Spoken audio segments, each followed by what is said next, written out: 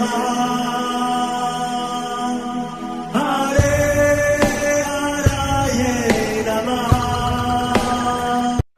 कृष्णा जी, आप सबका बहुत बहुत स्वागत है। मंगलाचरण आरंभ करते हैं। ओम नमो भगवते वासुदेवाय। ओम अज्ञानतिमिरान्धस्य ज्ञानाञ्जनशलाकया चक्षुरुन्मीलितं येन तस्मै श्रीगुरवे नमः। नमः ओम विष्णुपादाय कृष्ण पृष्ठाय भूतले श्रीमते भक्ति वेदांत स्वामिनिति नामिने। नमस्ते सारस्वते देवे गौरवाणी प्रचारिणे निर्विशेष शून्यवादी पाश्चात्य देश तारिणे। जय श्री कृष्ण चैतन्य प्रभु नित्यानंद श्री अद्वैत गदाधर श्रीवासादि गौर भक्त वृंद। हरे कृष्ण कृष्ण कृष्ण हरे हरे, हरे राम राम राम हरे हरे। कार्पण्य दोषोपहत स्वभावः पृच्छामि त्वां धर्म सम्मूढचेताः। यच्छ्रेयः स्यान्निश्चितं ब्रूहि तन्मे शिष्यस्ते अहं शाधि मां त्वां प्रपन्नम्। हरे कृष्ण जी। भगवद गीता आरंभ करते हैं। अध्याय 5 श्लोक नंबर 26 क्लास नंबर 3। ब्रजेश्वरी जी आप पढ़ेंगे संस्कृत। हरे कृष्ण। काम क्रोध विमुक्तानां यतीनां यतचेतसाम् अभितो ब्रह्म निर्वाणं वर्तते विदितात्मनां। हरे कृष्ण। हरे कृष्ण। काम, इच्छाओं, क्रोध तथा क्रोध से विमुक्ता नाम मुक्त पुरुषों की, यति नाम साधु पुरुषों की, यत चेतसाम मन के ऊपर संयम रखने वालों की, अभितः निकट भविष्य में आश्वस्त, ब्रह्म निर्वाणम ब्रह्म में मुक्ति, वर्तते होती है विदित आत्मा नाम स्वरूप सिद्धों की, जो क्रोध तथा समस्त भौतिक इच्छाओं से रहित है, जो स्वरूप सिद्ध आत्म संयमी है और संसिद्धि के लिए निरंतर प्रयास करते हैं, उनकी मुक्ति निकट भविष्य में सुनिश्चित है। हरे कृष्ण जी। तो भगवान श्री कृष्ण हमें बहुत अच्छे तरीके से बताते हैं मुक्ति का मतलब क्या होता है। जब हम काम और क्रोध से रहित होते हैं और यत चेतसाम अपने मन को संयम के साथ में, डिसिप्लिन के साथ में जीवन को जीते हैं, तो ऐसे व्यक्ति वास्तव में ब्रह्म निर्वाण का मतलब हुआ ये संसार के बंधनों से मुक्त होकर वर्तते, बहुत अच्छे तरीके से यह संसार में जीते हैं। कई लोगों के मन में प्रश्न आता है, तो क्या क्रोध करे या नहीं करे? यहाँ तो बोला गया काम क्रोध विमुक्ता नाम, और अगर क्रोध नहीं करेंगे तो जीवन कैसे चलेगा? और बड़े बड़े भक्तों के जीवन में देखते हैं तो उनके अंदर भी क्रोध देखने को मिलता है। हनुमान जी के अंदर देखते हैं तो उनके अंदर भी क्रोध देखने को मिलता है। भगवान राम के चरित्रों को देखते हैं, उनके अंदर भी क्रोध दिखता है। तो यहाँ पर जो क्रोध की बात हो रही है उसका मूल कारण है कामनाएं। जो कामनाओं से उत्पन्न होने वाला क्रोध है, ऐसे क्रोध से हमको बचना है। पर जो क्रोध हमको भगवान की भक्ति की ओर लेके जाए, वो वास्तव में क्रोध हमारे लिए अच्छा है। जैसे अगर किसी पिताजी को कोई गाली बोलता है तो बच्चा अगर चुपचाप बैठेगा तो वो बहुत गलत है। ऐसे समय में बच्चे को क्रोध करना है।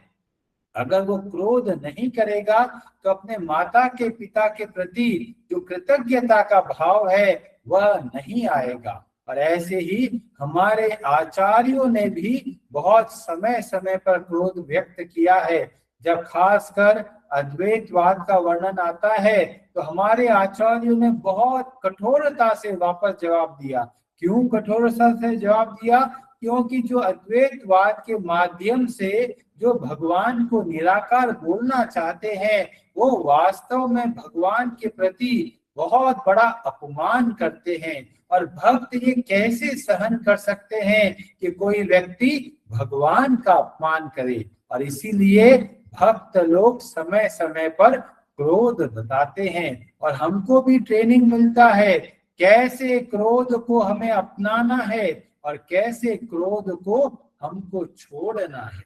और पिछले श्लोक में भी यथात माना शब्द का प्रयोग करके भगवान ने डिसिप्लिन के बारे में बहुत जोर दिया और हम सबको प्रेरणा दी कि हम सबके जीवन के अंदर डिसिप्लिन का होना बहुत जरूरी है।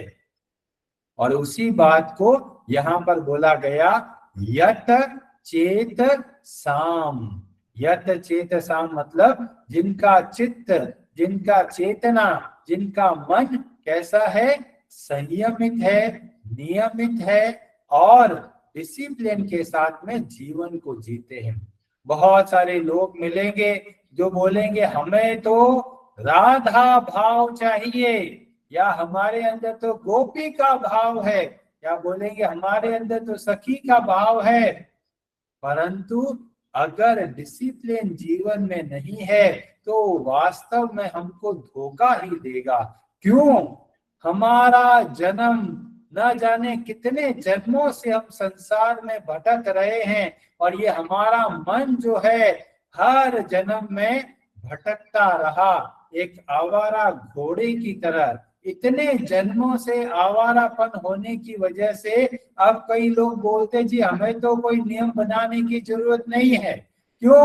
हम तो बहुत पहुंचे हुए भक्त हैं, हमारे अंदर तो बहुत भाव आता है, भगवान का नाम सुनते ही हम गदगद हो जाते हैं। बहुत अच्छी बात है, पर अगर डिसिप्लिन नहीं है तो हम देखेंगे ऐसे लोगों के जीवन में जैसे ही थोड़ा संकट आता है सारा का सारा भाव गायब हो जाता है।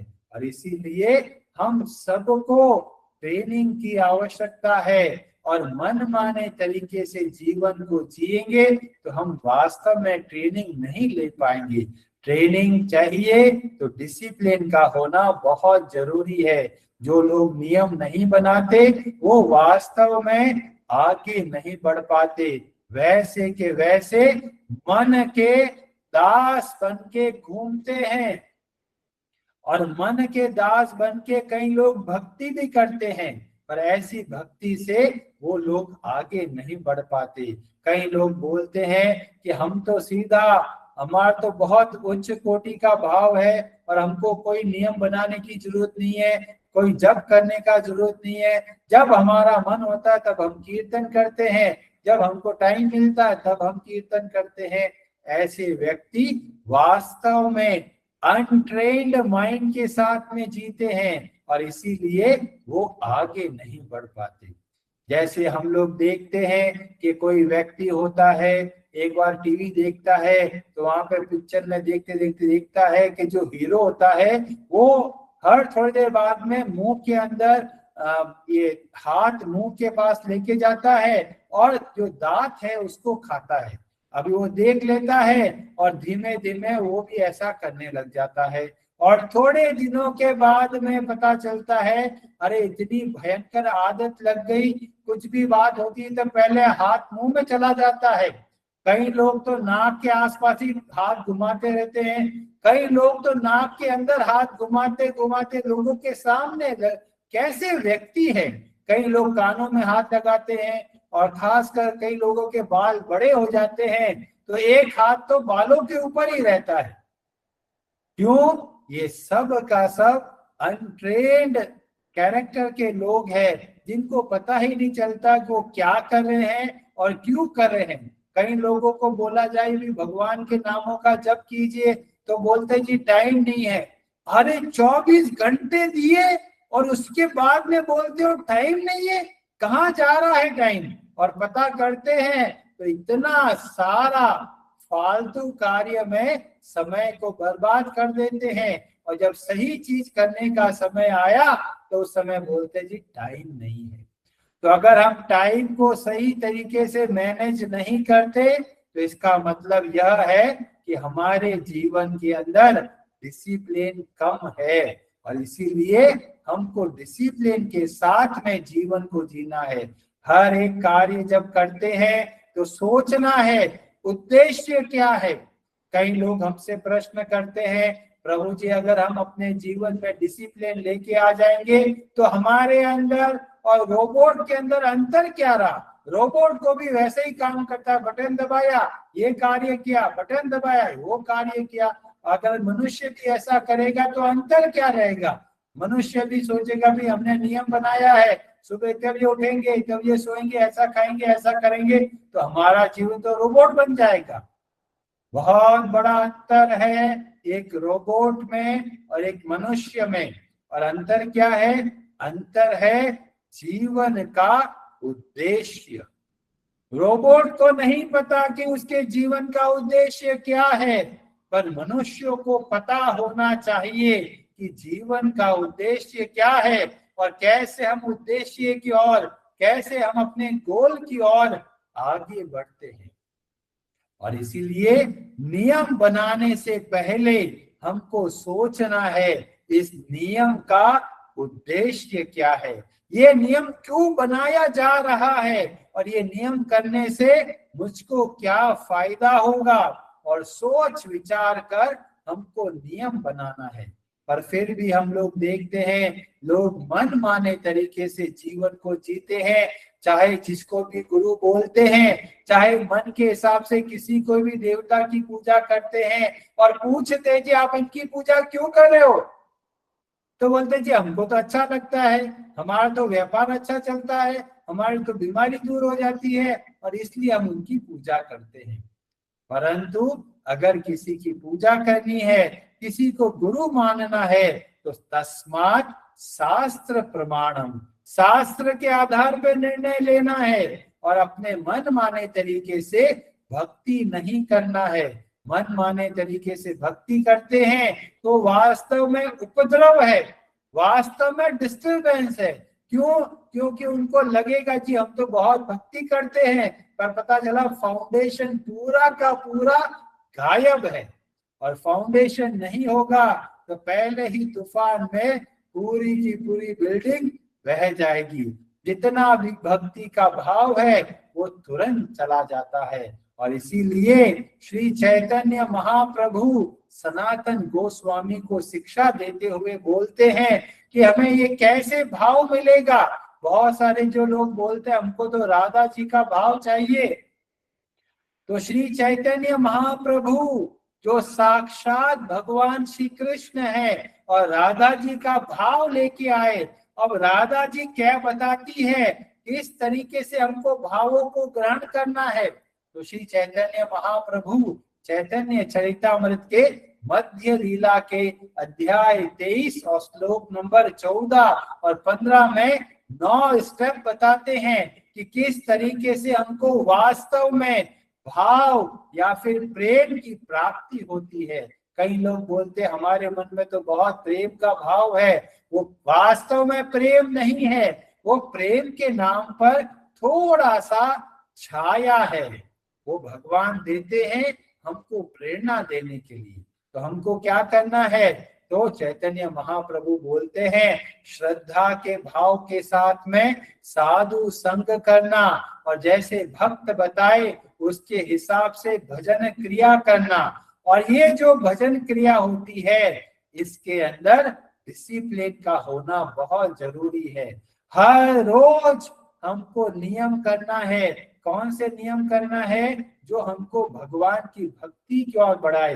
और जब ऐसा करेंगे हमारा मन शुद्ध होगा, उसको बोलेंगे अनर्थ निवृत्ति। उसके बाद में निष्ठा आती है।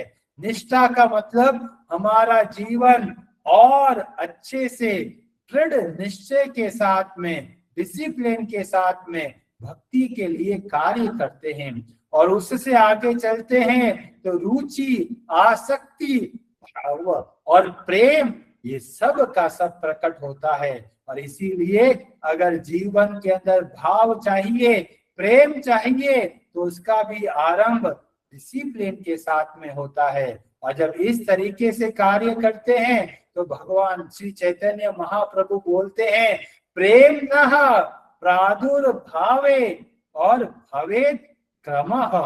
क्रम के साथ में ये सब आता है, एक बार में ऐसे ही भाव नहीं आते, उसके लिए हमको ट्रेनिंग की आवश्यकता है। और सनातन गोस्वामी जी ने ये शिक्षाओं को केवल सुना नहीं, उसके हिसाब से जीवन को चलाया और हमें उनके चरित्र से शिक्षा मिलती है। एक ग्रंथ है जिसका नाम है भक्ति रत्नाकर, और वहां पर वर्णन मिलता है सनातन गोस्वामी जी जिन्होंने ट्रेनिंग लिया श्री चैतन्य महाप्रभु से और उनकी आयु बहुत हो गई, ऐसे समय में उन्होंने एक नियम बनाया। क्या नियम बनाया? वो नियम ये था, हर रोज गोवर्धन पर्वत की वो परिक्रमा करेंगे। एक तो आयु बढ़ रही है और ऊपर से गोवर्धन परिक्रमा करना कम से कम 20-25 किलोमीटर, और उस समय तो और भी ज्यादा था। और आजकल के लोगों को बोले जी गोवर्धन परिक्रमा करनी है, तो लोग बोलते हमको तो रिक्शा चाहिए, इतना हम नहीं चल सकते। और यहाँ पर हमको देखने को मिलता है कि ये सनातन गोस्वामी जी हर रोज गोवर्धन परिक्रमा करते हैं, और ऐसे समय बीतता चला जाता है और वृद्ध हो जाते हैं, बहुत मुश्किल से चला जाता है, पर फिर भी दृढ़ता है कि मैंने नियम बनाया है, ये नियम के हिसाब से चलूंगा। और एक दोपहर का समय भयंकर गर्मी पड़ रही है, जो लोग वृंदावन जाते हैं उनको पता है कि गर्मी भी बहुत पड़ती है और सर्दी भी बहुत पड़ती है। और देखते हैं ऐसे समय में सनातन गोस्वामी भयंकर गर्मी के अंदर धीमे धीमे गोवर्धन परिक्रमा कर रहे हैं और बहुत थक गए हैं। यह देखकर भगवान श्री कृष्ण स्वयं प्रकट होते हैं एक गोप कुमार के रूप में, और आके बोलते हैं, बाबा आप इतना प्रयास क्यों कर रहे हैं? और सनातन गोस्वामी जी बोलते हैं, मैंने नियम बनाया है और इस नियम के हिसाब से पूरा करने का प्रयास कर रहा हूं। और थोड़ी और बातचीत होती है और वो गोप कुमार बोलता है, आप थोड़ा समय यहाँ पर प्रतीक्षा कीजिए। वो गोप कुमार जाता है और एक शीला लेके आता है, एक पत्थर जैसा वस्तु लेके आता है और बोलता है, ये आप लीजिए, ये गिरिराज शीला है, अगर आप इसके 4 बार परिक्रमा करेंगे तो इसका मतलब यह होगा कि आपने पूरी गोवर्धन की परिक्रमा कर दी। और यह कहकर गोप कुमार अदृश्य हो जाते हैं और सनातन गोस्वामी को पता चलता है ये साक्षात भगवान श्री कृष्ण पधारे हैं। और उन गिरिराज शीला के अंदर भगवान के चरणों का चिन्ह होता है और गाय का बछड़े का भी चिन्ह होता है और बांसुरी बनी हुई होती है। और सनातन गोस्वामी जी जैसा भगवान श्री कृष्ण बोलते हैं वैसा वो करने लग जाते हैं। तो हमें पता चलता है कि सनातन गोस्वामी जी के नियम को पूरा करने के लिए साक्षात भगवान श्री कृष्ण पधारते हैं। वो ये नहीं बोला कि नियम तोड़ दो, वो ये बोलते नियम करना चाहते हो अच्छे तरीके से नियमों का पालन करो। और हमको भी प्रेरणा मिलती है कि हमें अपने जीवन के अंदर नियमों के साथ में भगवान की भक्ति करना है। और ये गिरिराज शीला आज भी गोवर्धन और ये जो वृंदावन के अंदर राधा दामोदर मंदिर है वहां पर है। जब आप वृंदावन जाए तो वहां पर अवश्य इस गिरिराज शीला का दर्शन करें और सनातन गोस्वामी के प्रति अपार कृतज्ञता का भाव रखें, क्योंकि उनकी वजह से हमें ये ऐसी अद्भुत गिरिराज शीला को देखने का अवसर मिला। कि हम लोग जो आप एक्सपेक्टेशन बोलते हैं, रिस्पेक्ट जब हम किसी से एक्सपेक्ट करते हैं तो क्या वो भी एक्सपेक्टेशन नहीं रखनी चाहिए? हमको जब एक्सपेक्टेशन रखना है उसके अंदर एक ही भाव होना चाहिए, दूसरे की भलाई है। अगर दूसरे की भलाई का भाव नहीं है तो वो सारा एक्सपेक्टेशन हमको दुख पहुंचाता है। क्यों? क्योंकि जब हम लोग एक्सपेक्ट करते हैं कि वो हमारा सम्मान करे, वो हमारा रेस्पेक्ट करे, और अगर वो नहीं करते तो हमको बहुत ठेस पहुंचती है। और इसीलिए भगवत गीता हमको मजबूत बताती है और बताते हैं कि हमारे जीवन में मान और अपमान दोनों मिलेंगे, और दोनों ही परिस्थितियों में हमको बिना विचलित हुए जो हमारा दायित्व है उसको करना है। और जो आदर और सम्मान की बात है वो हमको एक्सपेक्ट करने की आवश्यकता नहीं है। जब दूसरे वाला देखेगा कि इन्होंने हमारे लिए इतना किया है तो स्वतः ही एक आदर का भाव आएगा। जैसे गुरु शिष्य को ट्रेनिंग देते हैं और शिष्य के प्रति कोई एक्सपेक्टेशन नहीं रखते, शिष्य स्वयं आगे चल के आते हैं और बोलते हैं कि हमारा बहुत बड़ा सौभाग्य है कि आपने हमें इतनी सारी शिक्षाएं दी, हम आपके लिए क्या करें। तो आपको एक्सपेक्टेशन रखने की जरूरत ही नहीं है। क्यों? जब आप कृतज्ञता का भाव सिखाएंगे तो सामने वाला स्वतः ही आपके प्रति कृतज्ञता के कारण आपके अंदर जो आदर का भाव है वह देखेंगे। और इसीलिए हमारे पूरा वैदिक संस्कृति में सिखाया गया कृतज्ञता के साथ में कार्य कीजिए, चाहे वो गुरु हो चाहे वो शिष्य हो। जितना हम कृतज्ञता के साथ में जीवन को जीते हैं हमारा हर एक संबंध अच्छा हो जाता है। कई लोग सोचते हैं ये तो स्पिरिचुअल व्यक्ति बन गए, अब हमारे किसी काम के नहीं है, परंतु उनको पता नहीं स्पिरिचुअलिटी का मतलब है अच्छे तरीके से संबंधों को सुधारना और संबंधों के अंदर शुद्धता लेके आना। तो जब आगे बताएंगे भगवान श्री कृष्ण तो वहां पर बोलते हैं देव द्विज गुरु प्राज्ञ पूजनम। हर एक व्यक्ति को चाहिए कि उनके माता पिता गुरुजन जो जो उनके हितैषी है उन सब के प्रति पूजनम एक आदर का भाव होना चाहिए। और हमारी वैदिक संस्कृति हमको सिखाती है कि हमको एक्सपेक्ट नहीं करना है बल्कि हमारे आचरण से हमको सिखाना है कि हम अपने गुरुजनों के प्रति, माता पिता के प्रति, जो हमारे हितैषी है उनके प्रति हम कैसा व्यवहार करते हैं। कई बार माता पिता होते हैं बच्चों से तो एक्सपेक्ट करते हैं पर खुद अपने माता पिता के प्रति आदर का भाव नहीं रखते।